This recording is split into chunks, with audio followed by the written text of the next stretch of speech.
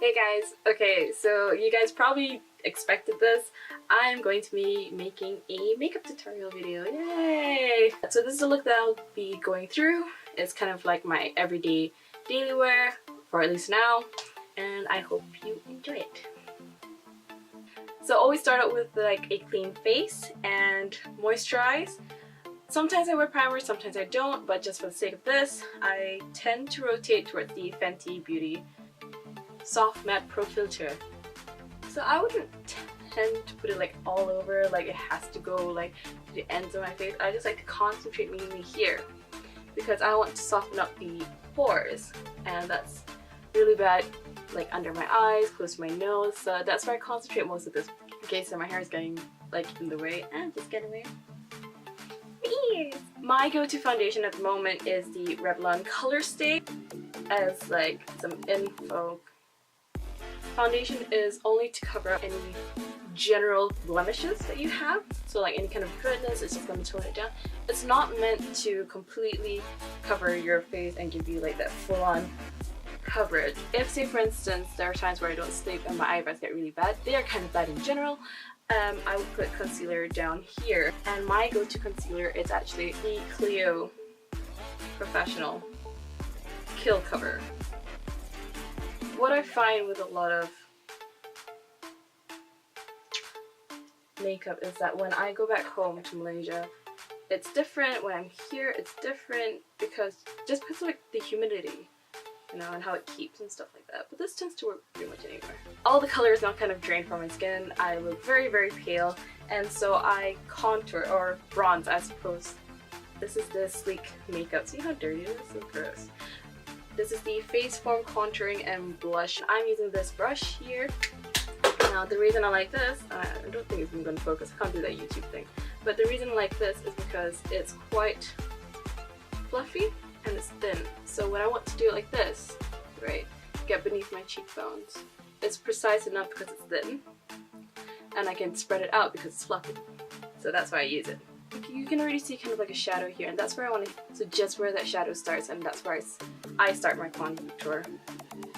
For me particularly, because I have quite a chubby second chin here, I like to do a little V like this, right? Just get that shape and blend that out.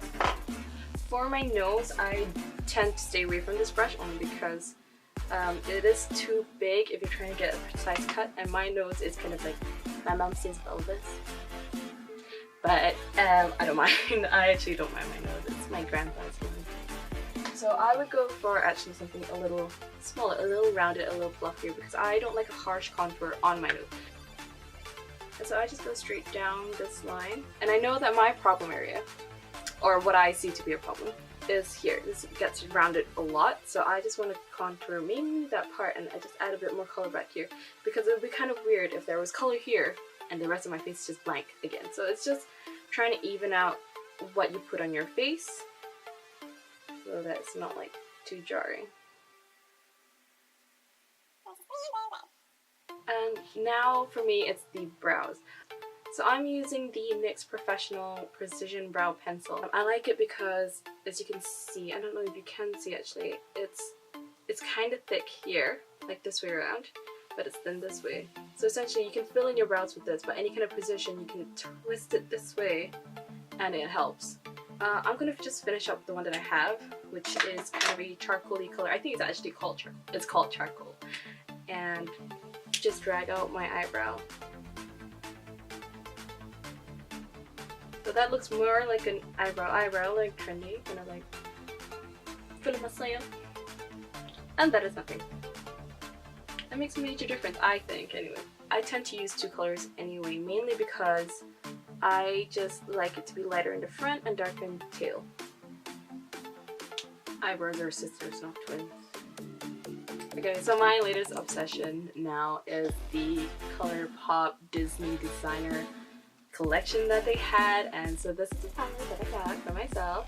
So what you always start with when you do your eyeshadow, for me, is that I like to do a transition color just in the crease. Your crease essentially is where your eyeball kind of sticks in, like where it kind of goes into your scalp there, you can see, and that's where you want to put a transition shade. A transition shade is just maybe similar to a contour shade. I've actually used my contour shade color to do my crease when I'm trying to go light. But because I have this palette, for me, my transition shade would be something like this. For me, I find that the easiest way to do it is with your eyes open. You always want to end about here. I always draw a line from my nose to the outside of my eye to the end of my eyebrow, and that's essentially where I want to stop my eyeshadow. But if you want to add a bit more color, you want to grab something a little flatter to grab something shiny. I think I want to be using Triton here. And then for me, just because this is actually one thing that I actually enjoy, I would just grab a light color. In this case, I would grab this one called Prince Charming and do the inner corner of my eye. I'm just grabbing like this really tiny brush, right? It's fluffy, right? But it's quite small. I'm just gonna go into the corners here and just blend it out.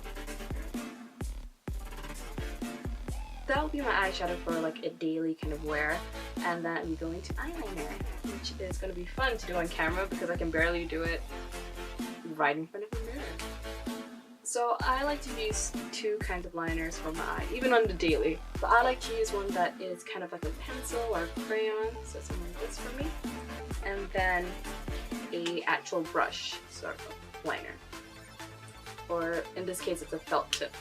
So for the pencil one, I've got the Kiko Intense Color Long Lasting Eyeliner.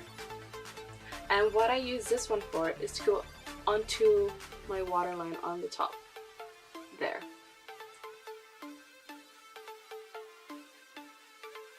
So how I do my liner with this on top is I like to make it as thin as I can. I always start as thin as I can because I know that it will get thicker.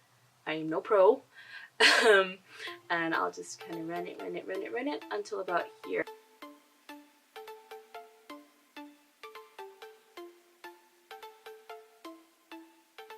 And so I'm going to take it from the corner and aim towards the end of my brow. This is how I kind of try and get that wing. I'm not very good at wings, but I tried.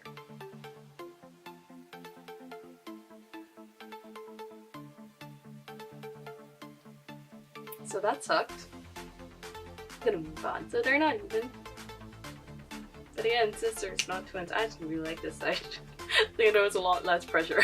And then I also use the pencil one to go on the outside, just a little bit, on the bottom. And I'll just feather out the edges from where I use the pencil liner. And then we move on to mascara. The one that I'm using is the Paradise Ecstatic, but I'm pretty sure this is L'Oreal. L'Oreal is actually really good. I really like it. And then to kind of finish everything off, I wear lipstick. My go-to is the Pink in the Afternoon by Revlon. It's just gorgeous, and it's not too much, I feel, especially because I know I do my eyes quite a bit. It just adds a bit of color.